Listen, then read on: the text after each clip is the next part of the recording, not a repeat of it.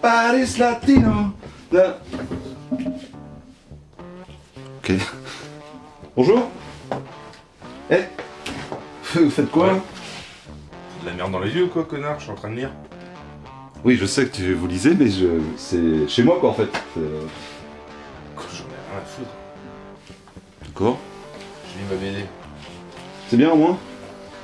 C'est pas mal. D'accord. C'est de faire quoi là? Rien, non, Voilà. T'es chez moi, connard! Avec ton pistolet à billes, t'as tes couilles qui ont poussé quoi? Ok. Sérieux? Très bien, vous êtes sûr, hein? Non, ok. Chérie! Putain, y'a quoi encore là? Ah, moi je serai vous, ouais. Ouais. Dégage!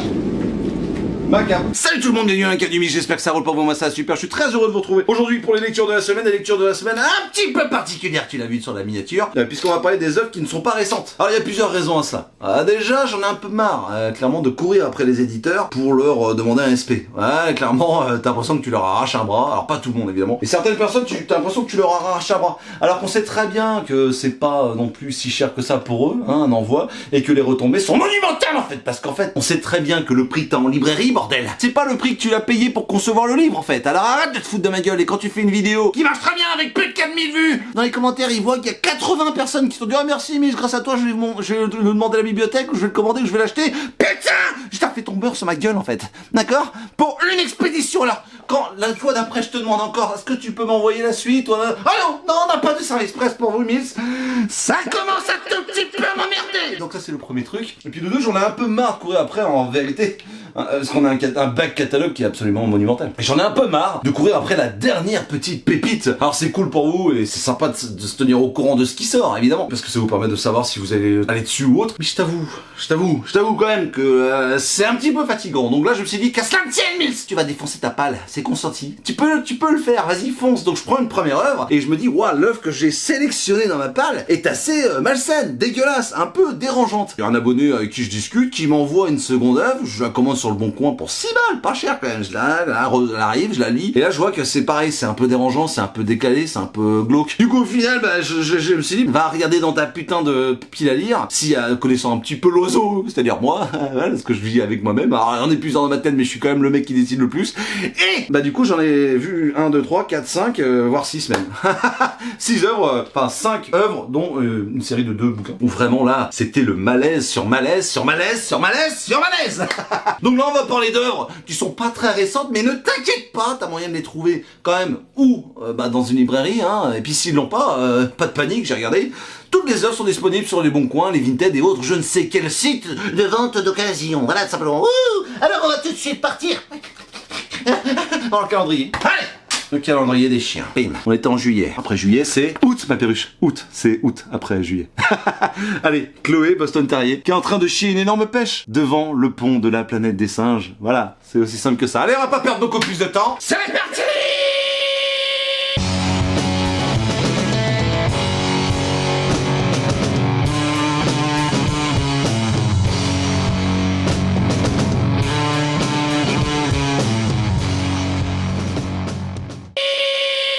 Mais avant de découvrir ces œuvres horribles, dégueulasses, malsaines et horripilantes, tu peux commenter, booster, liker, partager cette vidéo si toutefois mon travail te plaît, voilà. Et puis si vraiment tu veux aller plus loin dans la démarche, tu veux vraiment me faire plaisir, kiki tout dur, ma perruche. Écoute, il y a un Tipeee dans la description. Tu cliques dessus et tu me fais un petit tip, ça me permet de travailler en toute indépendance et surtout d'éviter qu'il y ait des énormes pubs de fils de... Hey, psst, vous là, ouais vous. Vous n'en avez pas marre des plans bidons? Des dates qui vous laissent sur la béquille? Des profils retouchés? Ah, j'en étais sûr.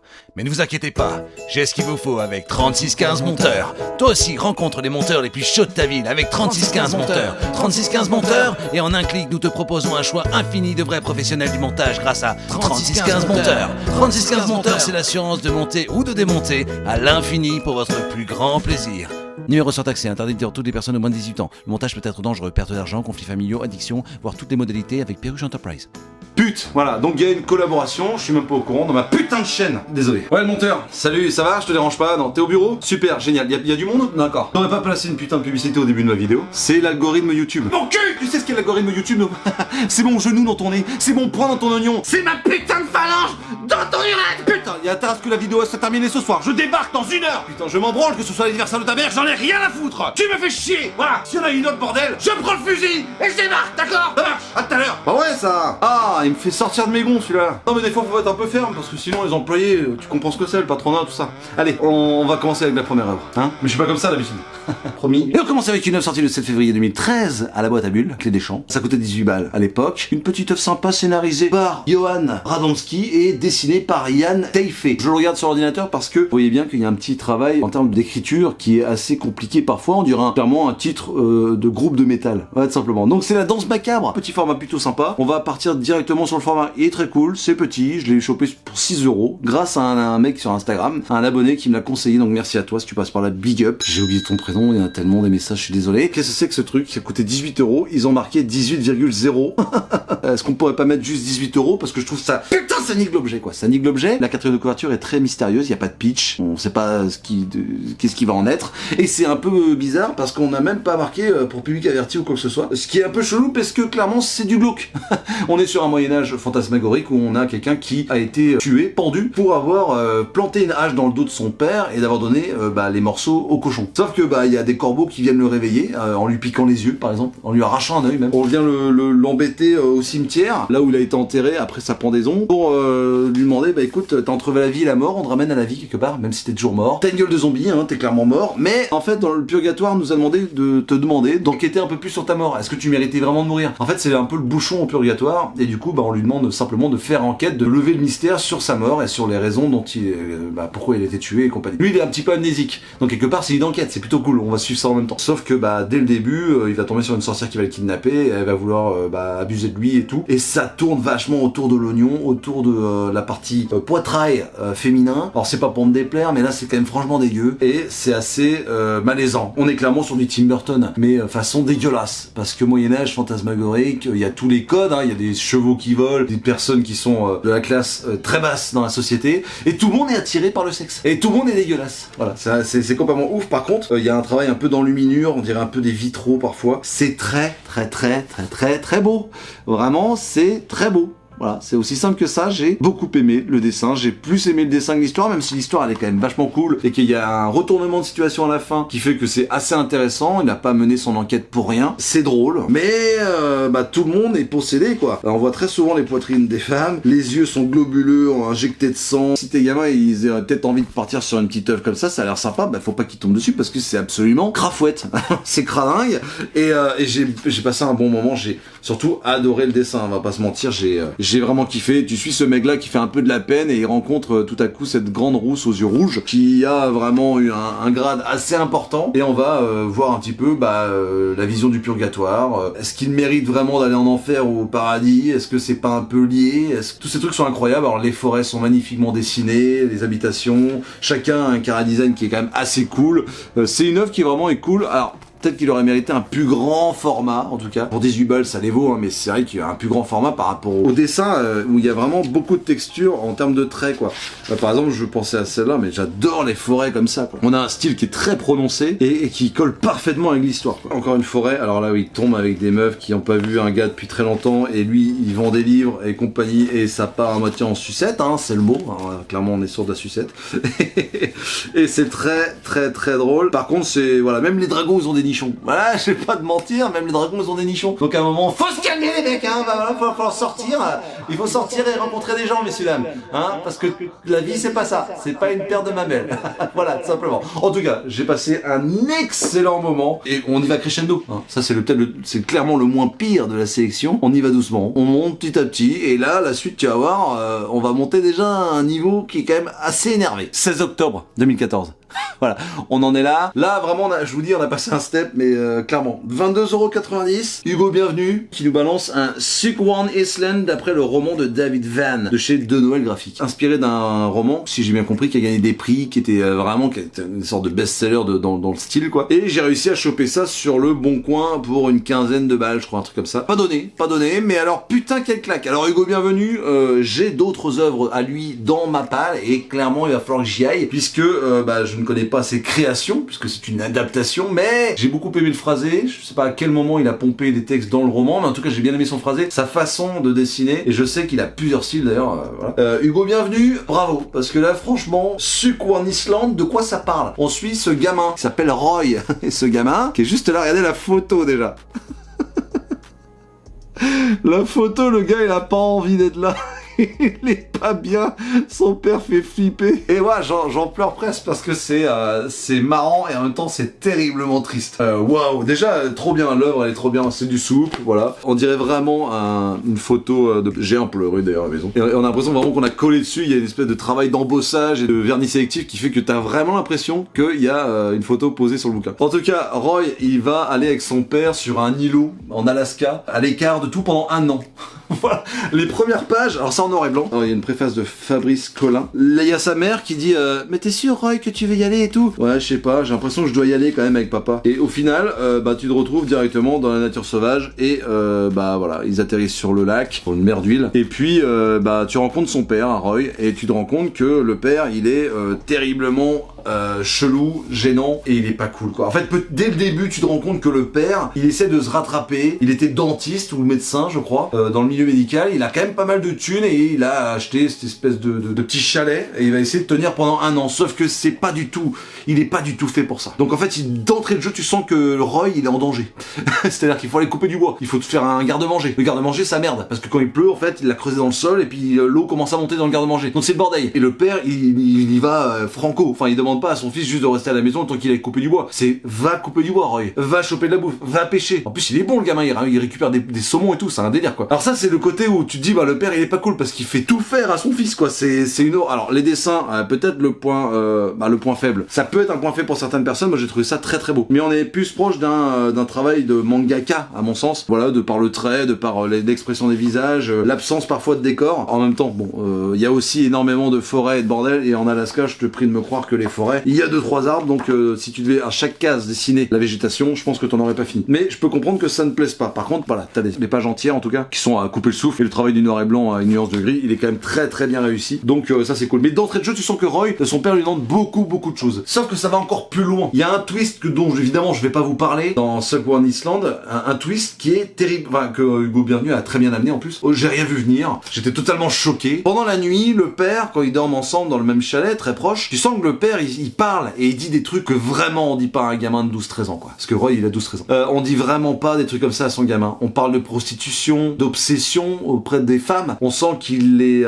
se trouve nul, il se trouve ringard, il se trouve raté. Le père n'arrête pas de dire que c'est un raté. Il arrête pas de montrer à son fils qu'il a fait des erreurs. Et le lendemain, il se réveille au petit déjeuner et tout va bien. On a l'impression qu'il parle dans son sommeil et en même temps, il fait une espèce de séance de psy où le psy, c'est son fils Roy, quoi, tu vois. Waouh, c'est époustouflant. Vraiment, il n'y a pas d'autre terme. C'est époustouflant. Enfin, comment ça peut être aussi gênant une BD? Enfin, vraiment, là, c'est gênant as fuck. C'est gênant puissance 1000. Tu te mets à la place du gamin. En plus, il est adorable. Il est de bonne composition. Il essaie de se dire, allez, non, parce qu'il y a un gars qui vient le voir. Le gars qui vient en avion tous les mois, là. Il y a une espèce d'échéance. Il y a un moment où il pourra plus revenir pendant le grand froid, le grand hiver, quoi. Donc, en fait, il y a toujours un moment où son père dit à Roy, bon, non, mais t'as raison, casse-toi, je suis une merde, vas-y, tu peux rentrer si tu veux, rentre avec lui, quoi. Et le petit Roy, il dit, non, t'inquiète, je vais rester, jusqu'au moment où, vraiment, il aurait dû partir parce que, il y a un twist qui est waouh, qui est monstrueux, qui est gênant, qui est même plus que gênant, qui est effroyable. Vraiment, c'est effroyable ce qui se passe dans ce bouquin. Et c'est tellement bien retranscrit, on a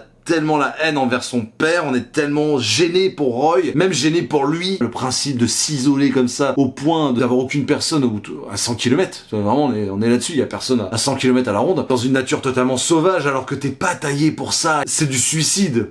pour toi, mais surtout quand t'amènes ton gamin dans ton histoire, quoi. Et le gamin qui est de bonne composition et qui voit que ça ferait plaisir quand même à son père et ça lui donnerait un peu de courage en lui et un peu de fierté, tu vois. C'est vraiment tendre le bâton à son père pour dire tiens, allez papa, tu vois, on a réussi, t'as réussi, t'es une bonne personne, toi aussi t'es un... Parce qu'il y a vraiment ce côté de virilité, quoi. Je suis un mec, tu vois, je suis un mec, j'ai réussi à... Qui est complètement pathétique, mais vraiment c'est pathétique. Parce que bah c'est des sensibilités de chacun. Enfin, il y a des sensibilités plus fortes chez certaines meufs que de mecs, par exemple, et c'est pas pour ça que c'est un drame, on s'en branle, quoi. Et lui, vraiment, il a un espèce de rejet de ça. Il veut montrer que c'est un bonhomme, quoi. Il veut montrer que c'est pas un raté. Sauf que clairement, tout porte à croire l'inverse, quoi. Sequoia Island, ça m'a donné envie de lire le roman de David Vann. Franchement, l'œuvre, elle est vraiment incroyable. Enfin, vraiment, c'est hyper gênant.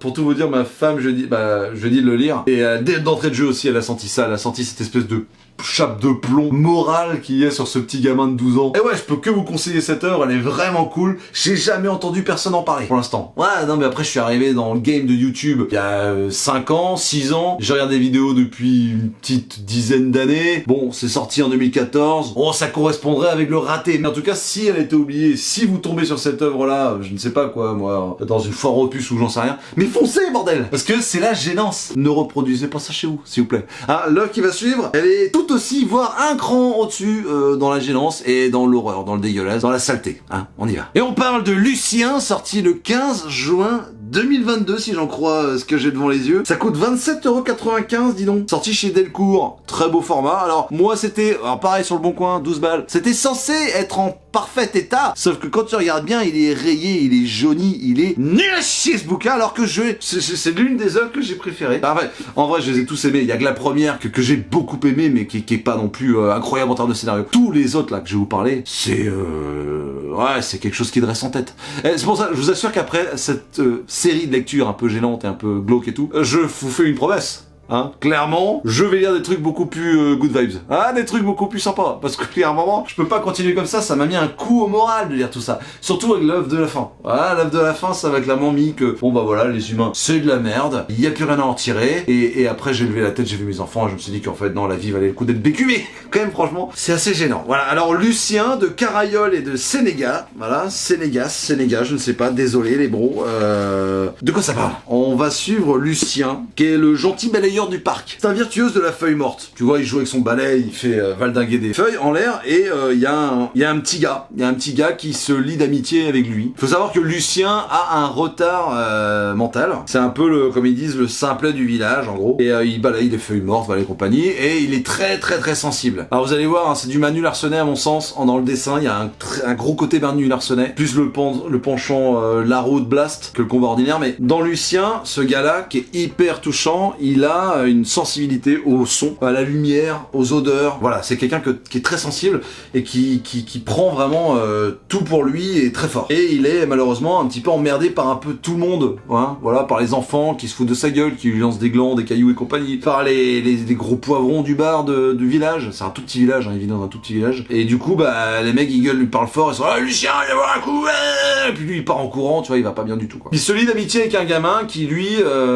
vous le voit comme un virtuose des feuilles mortes et tout. Et évidemment, malheureusement, un homme adulte, Lucien donc en l'occurrence, se lie d'amitié avec un enfant, mais que Lucien a un retard et des fois contrôle pas ses émotions, contrôle pas ses gestes, il peut y avoir des drames et c'est ce qui se passe dans ce bouquin. C'est allez, au premier tiers du bouquin, il y a quelque chose que Lucien fait à un enfant. Alors rassurez-vous, c'est pas ce que vous pensez, mais c'est quand même grave. En gros, il lui faut un coup de balai, quoi. Les gamins vont voir les poivrons du bar et les poivrons du bar, le course, et Lucien, lui, il prend peur de ouf. Il sait pas ce qu'il a fait, il est paniqué et il tombe dans l'eau. Et il y a une ellipse temporelle, et dans cette ellipse temporelle là, tu arrives avec ce petit gamin qui était lié d'amitié avec Lucien, et bien lui il a grandi, et il fait un spectacle de marionnettes où il raconte l'histoire de Lucien. C'est putain de touchant, on va pas se mentir, ça m'a fait chialer, voilà, j'ai chialé, encore une fois, hein, ça arrête pas. Comme un ouf, quoi, j'ai pas capté, aux 3/4 de l'histoire, j'ai versé une lame, j'étais là genre, waouh, c'est assez vénère. Le dessin est magnifique. Le dessin, il est grandiose, magnifique. Alors il y a des moments où c'est très épuré comme ça, élégant, on va dire, dans un trait de noir, nuance de gris et blanc profond, parce que le blanc domine, vous le voyez bien sur les cases. Et franchement, c'est magnifique et pourtant, Dieu sait que j'aime, enfin Dieu n'en sait rien du tout, je sais pas ce qu'il y a un fou de là, mais vous savez, je sais que j'aime les fonds quand il y a un peu de, tu vois, il y a quelque chose. Mais cet arbre-là, par exemple, est tellement magnifique qu'on n'a même pas besoin de fond.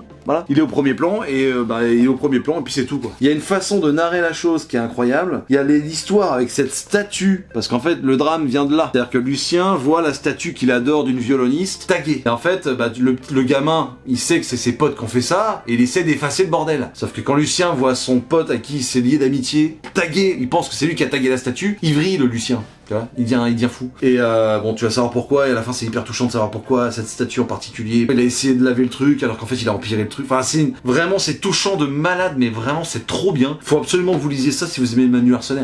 Clairement. Il y a tous les habitants du village qui sont très bien caractérisés. Il y a des histoires un petit peu de romance entre certains l'épicier et la meuf du bar. Il y a des gens qui sont un peu excentrés sur une île et on va voir un petit peu la vie qui y est. Et ça va sombrer petit à petit dans la catastrophe. La vie des personnages qu'on aime suivre va commencer à sombrer dans l'horreur en fait. Et voilà, et c'est hyper gênant ce qui se passe. C'est-à-dire que dès le début c'est gênant parce que tu sens que t'es dans la tête de Lucien, c'est tellement bien raconté que tu ressens la sensibilité qu'il a et le désagrément qu'il peut y avoir s'il y a un chien aboie trop près de lui, il a peur et tout, et là du coup ça te fout une angoisse quoi. T'es dans la tête de ce mec là. Et petit à petit en fait t'es dans la tête des habitants et de ce qu'ils pensent suite au fait que Lucien a disparu, il est tombé dans l'eau quoi. Donc en fait tout le monde s'en va un peu, personne parle trop et compagnie, et après il y a un twist qui fait que on sombre dans la noirceur de l'âme humaine, on en sombre dans le profit dégueulasse, horrible des gens en général qui profitent de la faiblesse de certaines personnes. C'est incroyable. Lucien de Carayol et de Sénégas. Putain, c'est sorti en 2022. Comment ça se fait que j'ai pas capté que c'était sorti? Voilà, j'ai entendu pas grand monde, même personne à titre personnel. Mais j'ai regardé, il y a pas grand monde quand on parlait. Voilà. Et vraiment, c'est une espèce de petite pépite cachée que je vous donne là comme ça. Allez-y, dépêchez-vous, parce que je sais qu'il y a plein de gens après le visionnage de cette vidéo qui vont aller taper sur le Bon Coin ou Vinted ou je ne sais quelle bourse aux livres pour aller choper cette œuvre. Donc maniez-vous, faites-le maintenant et dites-moi dans les commentaires si vous l'avez lu déjà. Dites-moi dans les commentaires si vous l'avez chopé et qu'est-ce que vous allez en penser. Je suis ultra chaud pour savoir. J'ai adoré. Je pense que c'est l'œuvre la plus touchante de ces 5 ou 6 œuvres que je vous présente. Les onomatopées, le travail qu'il y a avec tout ce crayonnage noir et comment il imbrique les textes dans les textes par exemple ici là. Dans le dessin, c'est du génie pur. C'est très très beau. Et puis, parfois, on switch de dessin et vous voyez, un peu comme Manu Arsenault, quoi, tout simplement. Donc, franchement, c'est de la beubon. Je vous dis pas la suite. Lisez Lucien, sorti chez Delcourt. Moi, je l'ai chopé pour 12 ou 15 balles, je sais plus, avec les frais de port. Je suis très heureux. Voilà, même si le bouquin est complètement dégueulasse. Elle est complètement dégueulasse. Voilà, il est corné, mais je le kiffe et je vais le garder et je suis hyper heureux de posséder cette œuvre dans ma bibliothèque. Avant-dernière œuvre, ma petite perruche. Et là, on commence à sombrer dans la folie. Là, on est vraiment sur des œuvres où vraiment tu pètes un plomb. On est là-dessus. Là, l'œuvre que je vais te présenter, en plus de ça, j'ai du contexte. J'ai appelé l'éditeur, parce que je le connais un peu. C'est ça, là, dans le milieu, ma petite perruche. Qu'est-ce qu'il y a? J'ai pas beaucoup d'avantages, laisse-le au moins, ce truc de merde, s'il te plaît. J'ai que ça dans ma vie. J'existe pas aux yeux de ma famille. J'ai pas d'amis. C'est faux. Pim et Francie. Tu te dis, mais qu'est-ce que c'est que ce truc? Qu'est-ce que c'est que ce truc, ma perruche? Ah, merde! Oui, Roger, excuse. Ça a fait voler les plumes de ton traversin. Je le verrai ce soir, t'inquiète pas, on est en très bon terme avec Roger. Pim et Francie, sorti chez Uber Édition. Voilà pourquoi je connais un petit peu les gadgets. D'ailleurs, Uber Édition, c'est pour bientôt. C'est ici. Là, il y a deux maisons d'indépendants que j'adore. Et là, franchement, ça va partir sur des découvertes de bande dessinée. Putain, j'ai le droit de vous en parler. Uber Édition, 27 septembre 2021, 240 pages. 27 balles. Tu dis, ils se font plaisir 27 balles. Regardez-moi la taille du bouquin. Regardez-moi le travail d'édition qu'il y a. Qu'est-ce que c'est que ce truc, Pim et Francie? Alors, je l'ai lu. Alors clairement, je vous dis, il y a 2 personnages, Pim et Francie, qui vont vagabonder dans un monde complètement inspiré de Disney, tout simplement, de Disney sous acide, rencontrer des monstres, avoir un problème avec l'idée du grand-père, d'un côté familial très malsain, dans un monde onirique, tourné autour de la folie mentale, voilà. Pourquoi je suis un peu vague sur l'histoire? Parce que figurez-vous que l'histoire, il y a des trous. Voilà, il y a des énormes trous. Alors déjà, on peut peut-être parler de cette magnifique double page incroyablement belle. Voilà, je vous laisse regarder, regardez, c'est du porno pour moi, clairement, on est là-dessus. C'est très cochon. Voilà, c'est très cochon tellement c'est beau bordel de merde. C'est d'une beauté, mais comme j'ai rarement vu. Je vais pas vous mentir que là, ça me fait penser à du Mike Bess. Alors Mike Bess, qui c'est? Alors là, il y a beaucoup de contexte dans cette vidéo. Mike Bess, c'est un artiste qui fait de la zik aussi, et ils ont créé un groupe qui s'appelle Dead Pirate. Alors, retenez bien ça si vous aimez le rock, la musique un peu planante mais lourde. Dead Pirate, il y a un morceau qui s'appelle Hugo. UGO. Et c'est Mike Best qui a fait le clip. Regardez le clip. Ça m'inspire ça. Ça m'inspire les mains façon Mickey. Alors regardez, les mains façon Mickey, clairement. On est là-dessus. C'est aussi simple que ça, voilà. Vous voyez la beauté du bordel, tout simplement. Et l'horreur du bordel, hein, parce qu'il y a un cordon ombilical où il y a une espèce d'énorme créature dégueulasse qui sort. On est là-dessus, voilà. Alors, c'est dessiné, scénarisé et entrepris par monsieur Al Colombia. Alors Al Colombia, c'est clairement pas un mec qui est bien vu par des gens. Voilà. C'est un mec qui s'est mis...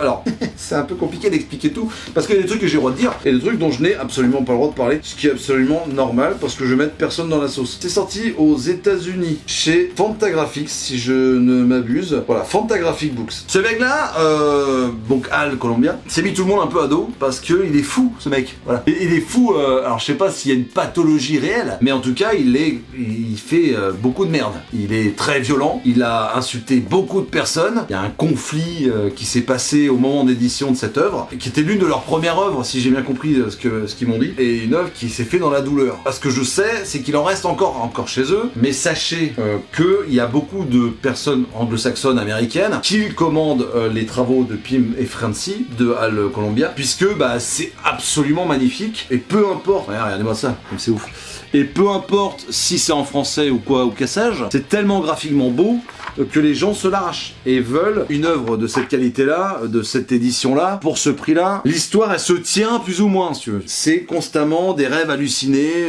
sous drogue, où tu passes par du zombie, par des voisins aux multiples bras qui manipulent des couteaux, des personnages comme Dingo, comme Donald Duck et compagnie, qui sont complètement refaits, dégueulassés et compagnie. Il y a toujours cette espèce de patte du vieux Mickey, tu sais, en noir et blanc. Mais Al Colombia, force est de constater qu'il aura jamais de SNR, même si s'il s'était accroché, en fait, le mec, s'il avait été rentré un tout petit peu dans les clous, il aurait eu des SNR Awards, c'est évident. On est clairement sur des crumps, enfin, on est vraiment sur cette école underground, quoi. Et je sais aussi qu'il y a des artistes qui ont été dans... Je peux pas dire l'artiste, évidemment, mais il y a des artistes qui ont vécu, ou en tout cas qui ont passé un week-end avec Al Colombia, et ce mec-là est complètement fêlé. Enfin, vraiment, il a un grain. Il est odieux. Il est mauvais. Et il y a des trous. Pourquoi aussi? Parce qu'il a cramé une partie de ses travaux. Voilà. Voilà. Donc le mec, je sais pas si je suis assez clair pour cerner le personnage. Et ce personnage est vraiment spécial. Je pense qu'il c'est une pathologie quand même. Il y a quelque chose derrière tout ça, quoi. Donc j'espère qu'en tout cas il se soigne, parce que c'est pas cool pour lui déjà comme ça, et pas cool pour les autres non plus, parce qu'il va vraiment très très loin, je trouve. Je peux pas en dire beaucoup plus. Merci à Uber de m'avoir expliqué quelques trucs. Voilà, tout simplement. Parce que maintenant j'en sais plus. J'avais demandé tout simplement, mais c'est normal qu'il y ait des trous, c'est normal que ce soit un petit peu décousu, que je comprends pas toute l'histoire et compagnie. Et Baptiste s'est fait un plaisir de me répondre en m'appelant. Et donc merci à toi, hein, Baptiste, de m'avoir appelé et de m'avoir éclairé un petit peu sur cette œuvre. Moi je vous la conseille parce que clairement c'est une œuvre qui m'a mis une tarte graphiquement. À chaque page c'est spécial. Voilà. Regardez-moi cette bonne bourgeoise qui fait la vaisselle avec cette tronche décharnée. J'en suis fou moi en fait. Ce genre de plan, moi ça me rend incroyablement heureux de voir ça. Et j'y ai pris un certain plaisir. C'est ça qui est atroce. Alors ça part d'un style à un autre. Hein. C'est assez fou. C'est un road trip de deux gamins, hein, clairement, qui vont découvrir le monde, et le monde, il est clairement pas beau à voir. Voilà, c'est clairement ça. Et tout le monde est fou, tout le monde leur veut du mal. Ça tourne autour de la violence, du sexe, oui et non. En tout cas, c'est toujours un petit peu border. Il y a toujours une limite qui a deux doigts d'être franchie. Et puis même la beauté du trait, quoi. La beauté du trait, des dessins, la composition, l'œuvre en elle-même est magnifique. Uber, ils ont fait un travail de maboule. Enfin, vraiment bravo. C'est fou, quoi. C'est fou. Si j'avais pas lu l'œuvre dont je vais parler après, franchement, c'est l'un des trucs les plus chelous que j'ai pu lire. Alors, je pense que le truc le plus chelou, on est sur Josh Simon, Groovy Death Trip. Ça, ce bouquin-là, pour moi, c'est une arme à feu. Je l'ai déjà dit plein de fois, mais franchement, je le pense. Cette œuvre-là est pas loin derrière. En fait, tu sens que c'est fait par quelqu'un de spécial. Al Colombia, tu sens que c'est quelqu'un qui a une vision de la vie qui est totalement différente de ce que tu peux avoir. Et du coup, par ce prisme-là, on découvre des traits, des possibilités, des trucs que personne ose dessiner. Lui, le fait. Et ça, franchement, ça n'a pas de prix. Et c'est pour ça, quand je dis il est fou et tout, c'est pas sur l'aspect médical ou l'aspect psychologique que je le juge. C'est sur ses actes. Mais c'est intéressant d'avoir son point de vue dans le dessin. Pim et Frenzy, franchement, c'est une œuvre, si vous en chopez une, franchement, vous allez comprendre pourquoi je vous parle de ça. C'est pour tous les amateurs de beaux dessins, c'est pour toutes les personnes qui aime aussi quand la lecture n'est pas simple. Clairement, elle est pas simple la lecture. T'as des trous, t'as des ellipses temporelles, c'est même plus des gouttières, c'est des ellipses, des fois il y a des jours qui se passent. Je suis même pas sûr qu'il y ait parfois des mois qui se passent entre deux actions, quoi. Et des fois c'est d'une case à une autre, t'as des années, des mois qui se passent, quoi. Tu peux pas savoir vraiment, c'est un truc un peu anachronique, tu sais pas où t'en es, il y a le temps, il se distille un peu différemment dans l'histoire, tu sais pas si ça se passe en une journée, si ça se passe en plusieurs mois, si ça se passe sur des années, tu ne sais pas. Voilà. Le monde évolue, les personnages bougent pas trop, il y a juste le style graphique qui évolue constamment. Donc Pim et Francie, franchement, chez Uber Édition, foncez. Uber Édition, évidemment, on en parle bientôt dans la cave du Mills, mais c'est une franche réussite. J'adore cette maison d'édition, on va faire beaucoup de trucs ensemble, c'est sûr. J'adore les gars qui la tiennent. Je suis tellement content d'avoir découvert ça. Pour toutes les personnes qui aiment, Macbeth, si vous connaissez Macbeth avec Dead Pirate et tout, allez voir Macbeth sur Instagram, vous m'en direz des nouvelles. Et allez voir le clip de Dead Pirate, The Dead Pirate. Le morceau s'appelle Hugo, UGO. Faites-moi ce plaisir et faites-moi des retours dans les commentaires. Ça te prend pas longtemps, hein. Ça va te prendre 5 minutes de ton temps. S'il te plaît, tu peux au moins faire ça. Moi, je passe des heures à faire une putain de vidéo, ok? Ce serait sympa qu'on partage, non? Suivant. Et maintenant, ma petite perruche, la dernière œuvre, et là, les 2 dernières œuvres, mais une seule série. Voilà, j'ai lu 2 livres de cette œuvre, et de toute façon, il y en a que 2. Et waouh. Si tu sais pas ce que c'est du vomi en bande dessinée, de la gerbe, du dégueulis, quelque chose de cradingue, et c'est ça. Ce que je vais te montrer, c'est ça. C'est sorti chez Delcourt. Le premier tome est sorti en 2022, et le deuxième tome en 2023. Ça coûtait une vingtaine de balles à l'époque. C'est Ed Piscor. Hip Hop Family Tree, cette espèce d'énorme bouquin que je veux absolument me procurer, qui est une œuvre qui vraiment retrace l'histoire du rap américain, du rap US par Ed Piscor, voilà, et il a fait aussi du X-Men entre temps. D'ailleurs, c'est pour ça qu'il a mis un peu de temps à faire Red Room. Red Room, deuxième tome, premier tome, deuxième tome, voilà. Red Room de Ed Piscor. Alors, Ed Piscor, moi j'avais découvert Red Room en écoutant First Print avec Corentin et Arnaud qui disaient que c'était un truc très extrême. Vous me connaissez, j'aime les trucs un peu extrêmes, je me suis dit, qu'à cela ne tienne, mon bon vieux Mills, on va dire ça. Bon, effectivement, j'avais lu le premier tome et j'avais raccroché rapidement et je m'étais dit mais qu'est-ce que je viens de lire? Un an après sortait le deuxième tome et donc je me suis dit allez, on va pas se laisser abattre, on y va. Sauf qu'entre temps Ed Piscor est décédé. Il a été accusé de multiples faits, violences,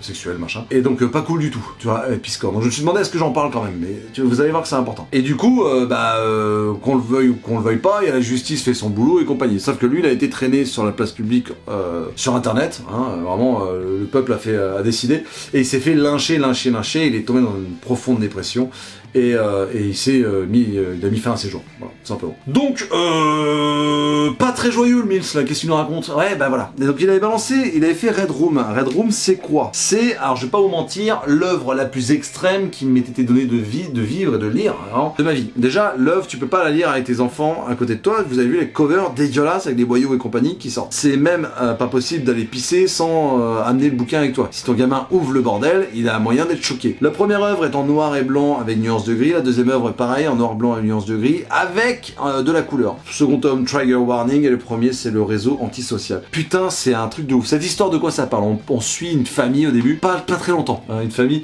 un mec, un papa, une maman et une fille. La maman décède dans un accident de voiture et la fille en sort indemne. Donc il reste plus que le papa et la fille. Le papa, lui, travaille au tribunal avec des policiers et la fille, elle, veut faire des études à New York. Bon, jusque-là, tout va bien. Sauf que la fille, je crois qu'elle se drogue pas mal et à la limite, elle fait ce qu'elle veut. C'est pas bon pour ta santé, clairement. Je suis pas en train de faire l'apologie de quoi que ce soit, mais bon, voilà, elle est jeune. Et le mec, lui, il travaille au contact de la police, dans les tribunaux et tout. Et clairement, lui, il se fait emmerder.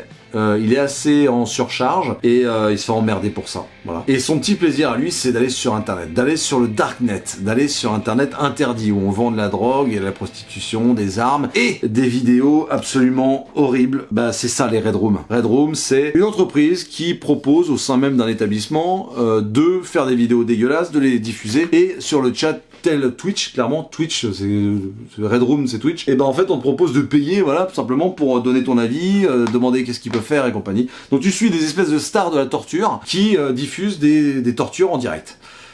Ah non, c'est dégueulasse. Alors du coup, il y a des différents antagonistes, antagonistes, qui eux, il y a un ancien militaire qui dit ouais, ce gars-là, il a tué 24 personnes de nos confrères américains, et je vais le buter, qu'est-ce que vous voulez que je lui fasse et tout. Voilà, en direct, il se fait dépioter le gars, il se fait couper les membres, il se fait couper machin. Il y a un autre mec qui fout des hameçons dans la peau et qui fait des trucs dégueulasses. L'autre est un peu porté plus sur le sexe et tout, un peu sadomaso. C'est dégueulasse, voilà. C'est clairement l'histoire des mafieux qui à l'époque géraient le cinéma et en plus de ça faisaient du cinéma interdit, c'est-à-dire ils tuaient des gens en direct et ils vendaient les copies, voilà. une fortune. Il y a des vrais trucs dans la vraie vie qui sont pratiquement pires que ce qui se passe là-dedans. Mais là, quand même, c'est gratiné. On va pas se mentir, ça reste de la fiction. Donc ce mec-là, en fait, au début, bah, il adore ça et compagnie. Et puis, il est vite appelé pour être lui aussi un bourreau et être un acteur de ce bordel. Ce à quoi il va répondre positivement parce qu'il a toujours rêvé de démembrer des gens. Tout simplement.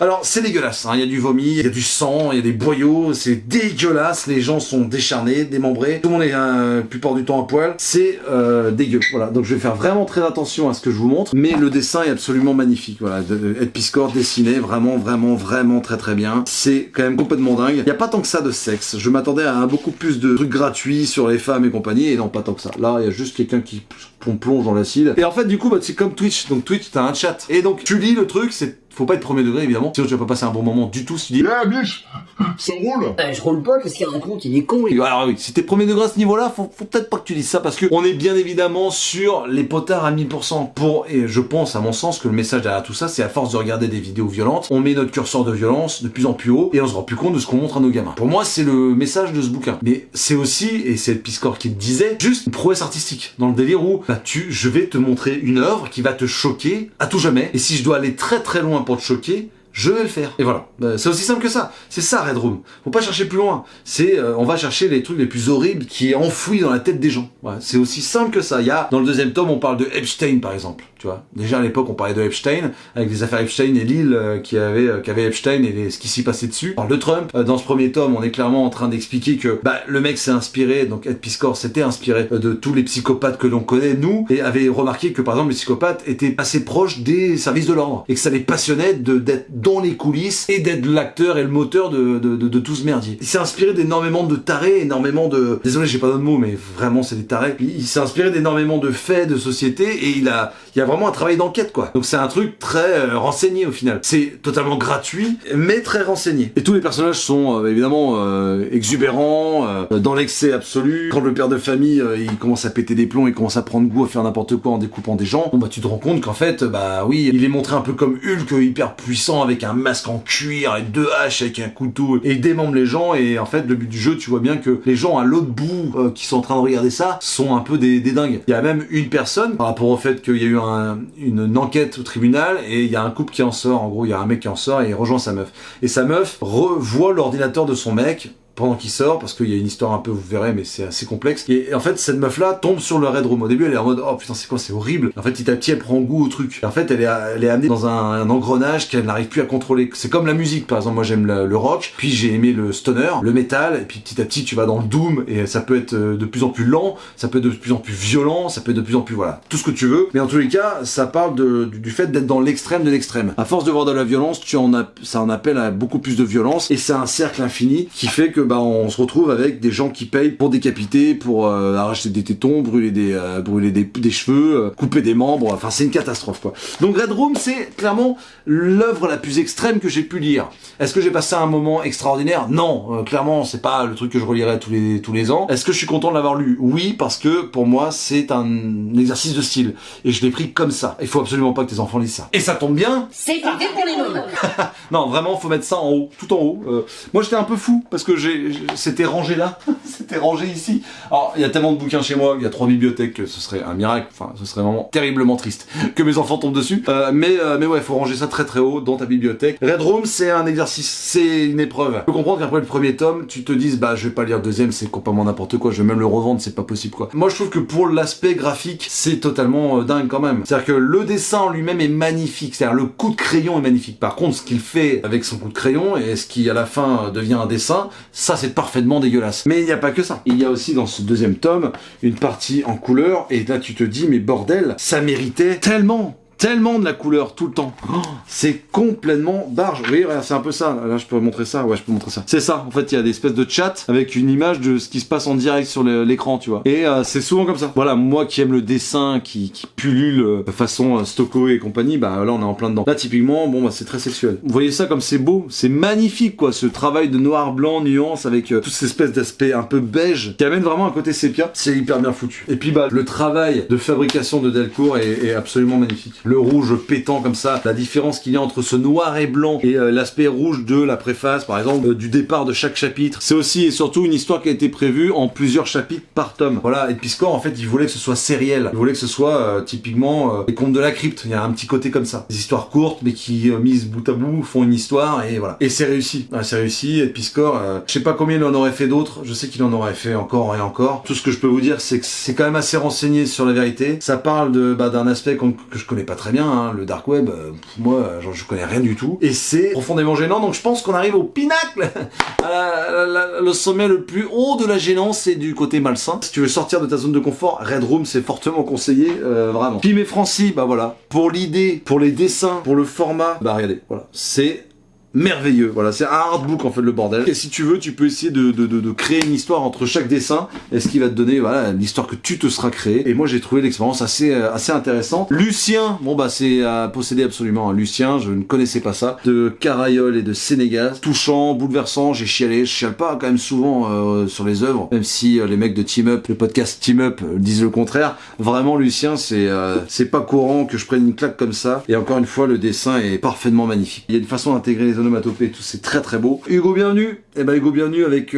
Sukwan Island, bah écoutez, j'ai des œuvres du Hugo Bienvenu dans ma pile à lire, dans ma bibliothèque à lire, et clairement je vais aller dessus, parce que j'ai beaucoup aimé sa façon dont il a de narrer le truc, les histoires, et puis même le découpage des actions, en fait, ni plus ni moins, et ben c'était assez dingue, et franchement la cover elle me fait tellement rire avec le père, avec la gueule du gamin, avec Roy quoi, 13 ans, qui part à Nantes sur un îlot à Alaska, et ça va se passer vraiment pas bien du tout. Bah, ouais, je vous laisserai découvrir ça. Et puis bah le petit bonbon là, la danse macabre, vraiment la boîte à bulles, là, petit format plutôt sympa, 18€ et 0 centimes, toujours pareil, qu'est-ce qu'ils ont branlé. Mais l'histoire est très très cool, c'est porté pas mal sur le truc, typiquement le protagoniste qu'on suit quand il va rencontrer la sorcière au début, bah va clairement profiter de lui, c'est une catastrophe. Et puis tout au long de l'histoire, il va rencontrer quand même pas mal de personnes avec des poitrines qui ont envie de la montrer, voilà, simplement. Donc mais dans tous les cas, j'ai trouvé ça quand même assez sympa. Et puis le twist de fin est vraiment cool. Donc si vous le voyez sur le Bon Coin ou je ne sais où, franchement procurez-vous-le parce que ça vaut quand même le détour. Et voilà, c'est la fin de cet épisode, ma petite perruche. Dites-moi si ça vous a plu de parler de trucs un peu plus anciens. Oui, parce que ça change un petit peu. C'était un vrai plaisir de reparcourir cette palle qui était en ma possession quelque part. Ah, c'est aussi simple que ça. Donc si ça vous a plu, écoutez, dites-le moi quelles sont vos petites pépites de la semaine. Ça m'intéresse, ça par contre ça m'intéresse toujours, vraiment. Et Instagram aussi. Instagram c'est très sérieux Instagram. Il y a eu énormément de personnes qui m'ont rejoint là. On est pas loin de 1006, 1007, un truc comme ça. Donc bah allez-y si c'est pas fait. Le lien est dans la description également. Franchement, c'était plutôt plaisant ce genre de vidéo à thème. Si ça vous intéresse, je pourrais faire ça sur l'horreur, sur le sexe. C'est pas moi les tueurs en série, sur la science-fiction, sur voilà. Dites-moi si ça vous intéresse des lectures de la semaine où je focalise une semaine uniquement sur un style bien particulier. Dites-le moi dans les commentaires, tout simplement. N'oubliez pas de commenter, booster, liker, partager. Je vous kiffe de toutes mes forces. Et sur ce, moi je vous fais d'énormes bises. Prenez soin de vous et à très bientôt dans la cave.